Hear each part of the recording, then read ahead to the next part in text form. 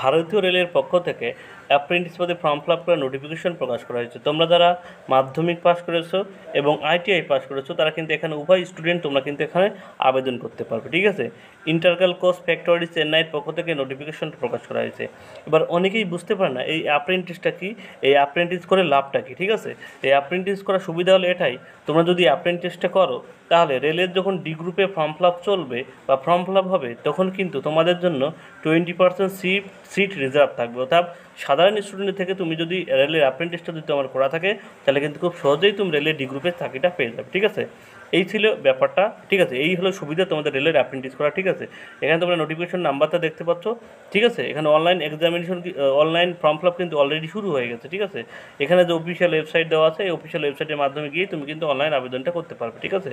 Online opening date দেখতে পাচ্ছ 22/5/2024, অর্থাৎ মে মাসের 22 তারিখে কিন্তু ফর্ম ফিল আপটা অলরেডি শুরু হয়েছে এবং ফর্ম ফিল আপটা চলবে জুন মাসের 21 তারিখ পর্যন্ত, ঠিক আছে। অবশ্যই তোমাদের যদি রেলের অ্যাপ্রেন্টিস করার ইচ্ছা থাকে তোমরা অবশ্যই কিন্তু ফর্ম ফিল আপটা করে নিও। এখানে তোমরা দেখতে পাচ্ছ ফ্রেশার ক্যান্ডিডেট আছে এবং এক্স আইটিআই ক্যান্ডিডেট আছে। এক্স আইটিআই ক্যান্ডিডেট মানে তোমরা যারা মাধ্যমিক পাস করার পরে আইটিআই করেছো তারা হলো এক্স আইটিআই, এবং শুধুমাত্র তোমরা যারা মাধ্যমিক পাস করেছো তারা হলো ফ্রেশার ক্যান্ডিডেট, ঠিক আছে। ফ্রেশার ক্যান্ডিডেটের মোট সিট সংখ্যা 320টি এবং তোমরা যারা মাধ্যমিক সাথে আইটিআই পাস করো তাদের সিট সংখ্যা 670টা সিট কিন্তু এখানে দেখতে পাচ্ছ, ঠিক আছে। এখানে দেখতে পাচ্ছ carpenter, electrician, fitter, machinist, painter, welder, তোমরা কিন্তু এইসব পদের ছেলেমেয়েরা তোমরা কিন্তু এখানে আবেদন করতে পারো, ঠিক আছে। এবং তোমরা যারা মাধ্যমিক পাস করেছো তারা কিন্তু যে কোনো ট্রেড কিন্তু তোমরা বেছে নিতে পারবে, ঠিক আছে।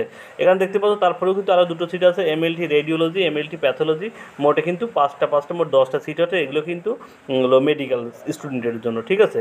চলো এবার দেখে নিই। এবার এলিজিবিলিটি কন্ডিশনের ক্ষেত্রে তোমাদের বয়স কত লাগবে সেটা দেখে নাও।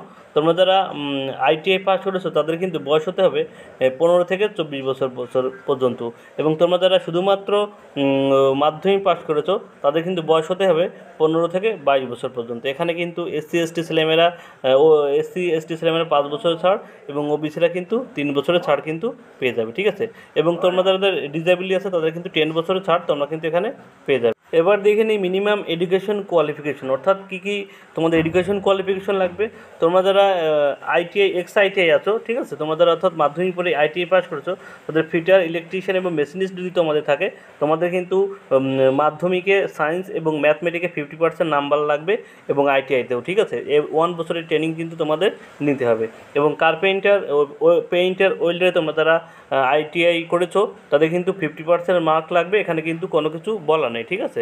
অর্থাৎ মিনিমাম 50% নাম্বার হলে তোমরা কিন্তু এখানে ফর্ম ফিল আপ করতে পারবে 1 বছরের ট্রেনিং, ঠিক আছে। তারপর দেখতে পাচ্ছ প্রোগ্রামার সিস্টেম, ঠিক আছে, এবং অ্যাডমিন অ্যাসিস্ট্যান্ট পদে তোমরা যদি ফর্ম ফিল আপ করো তাহলে তোমাদের কিন্তু মিনিমাম 50% নাম্বার হলেই তোমরা কিন্তু এখানে ফর্ম ফিল আপ করতে পারবে, ঠিক আছে। তারপর দেখতে ফ্রেশার্স ক্যান্ডিডেটের ক্ষেত্রে অর্থাৎ তোমরা শুধুমাত্র যারা মাধ্যমিক পাস করেছো তাদের কোয়ালিফিকেশন দেখতে পাচ্ছ। তোমাদের ফিটার, ইলেকট্রিশিয়ান, মেশিনিস্টে ফর্ম ফিল আপ করো তাহলে তোমাদের কিন্তু মাধ্যমিকে সায়েন্স এবং ম্যাথমেটিকে 50% নাম্বার থাকতে হবে। এখানে কিন্তু 2 বছরে তোমাদের কিন্তু ট্রেনিং, ঠিক আছে। এবং কার্পেন্টার এবং পেইন্টার তোমাদের ফর্ম ফিল আপ করবে তাদের শুধুমাত্র 50% এভারেজ কিন্তু 50% নাম্বার হলে হবে, 2 বছরের ট্রেনিং। এবং ওয়েল্ডারের ক্ষেত্রে তোমাদের ফর্ম ফিল আপ করবে তাদের কিন্তু 50% এভারেজ 50% নাম্বার 1 ইয়ার এবং 1 ইয়ার 3 বছর 3 মাসে তোমাদের কিন্তু ট্রেনিং, ঠিক আছে। এমএলটি, রেডিওলজি, প্যাথোলজি ক্ষেত্রে তোমরা ফর্ম ফিল আপ করবে তাদের কিন্তু উচ্চ মাধ্যমিকে ফিজিক্স, কেমিস্ট্রি এবং বায়োলজিতে বায়োলজি থাকতে হবে, ঠিক আছে। অর্থাৎ মাধ্যমিক প্লাস 12 পাস করতে হবে এবং 1 বছরে 3 মাসের তোমাদের কিন্তু ট্রেনিং তোমরা এখানে কিন্তু চলবে, ঠিক আছে। এডুকেশন কোয়ালিফিকেশন আশা করি সবাই বুঝতে পেরেছো। কারো যদি বুঝতে অসুবিধা হয় কোনো নোটিফিকেশন সম্পর্কে সে অবশ্যই কমেন্ট বক্সে জানিও, ঠিক আছে। এবার তাহলে স্টাইফিনটা দেখে নিও, তোমাদের কিন্তু মাসে মাসে স্টাইফিন দেওয়া হবে। ফ্রেশারদের ক্ষেত্রে দেখতে পাচ্ছ 6,000 টাকা দেওয়া হবে মাসে, ঠিক আছে। ফ্রেশারদের ক্ষেত্রে দেখতে পাচ্ছ পার মান্থ দেওয়া হবে তোমাদের, এটা মাধ্যমিকে তোমরা যারা করবে, এবং উচ্চ মাধ্যমিকের ক্ষেত্রে মাসে 7,000 টাকা দেওয়া হবে।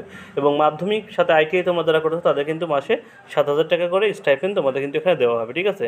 এখানে দেখছো হাউ টু অ্যাপ্লাই, এখানে যে অফিসিয়াল ওয়েবসাইট আছে সেই অফিসিয়াল ওয়েবসাইটের মাধ্যমে তোমরা কিন্তু অ্যাপ্লাইটা করতে পারবে। অনলাইনের মাধ্যমে কিন্তু তোমাদের অ্যাপ্লাই করতে হবে সবাইকে।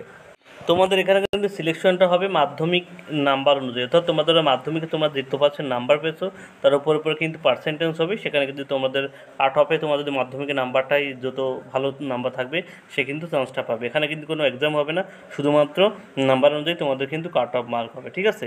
এই কিন্তু নোটিফিকেশন গুরুত্বপূর্ণ আলোচনা করে দিলাম, ঠিক আছে।